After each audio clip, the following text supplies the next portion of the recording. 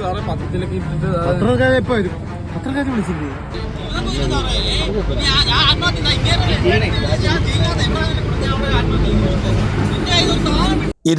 Gram MDMA-യുമായി 2 യുവാക്കൾ കൊല്ലത്തെ പിടിയിലായി. കേരളപുരം മാമൂട് ജംഗ്ഷന് സമീപം വെച്ചാണ് യുവാക്കളെ കുണ്ടറ പോലീസ് പിടികൂടിയത്. പടപ്പക്കര സ്വദേശി 20 വയസ്സുള്ള ബിബിൻ സഹായിയും പ്രായപൂർത്തിയാകാത്ത തെറ്റിക്കുന്ന് സ്വദേശിയെയുമാണ് കുണ്ടറ പോലീസ് പിടികൂടുന്നത്. ഇവർ രണ്ടുപേരും ബാംഗ്ലൂരിൽ നിന്നും ഇവിടെ വിതരണത്തിനായി കൊണ്ടുവന്ന MDMA-യുമായി കൊല്ലം റെയിൽവേ സ്റ്റേഷനിൽ ഇറങ്ങുകയും തുടർന്ന് KSRTC ബസ്സിൽ കയറി കുണ്ടറയ്ക്ക് വരുന്ന വഴി മാമൂട്ടിൽ ജംഗ്ഷനിൽ കഴിഞ്ഞ് ഒരു സ്വകാര്യ ഹോട്ടലിന് സമീപത്ത് വെച്ചാണ് ഇവരെ അറസ്റ്റ് ചെയ്യുന്നത്.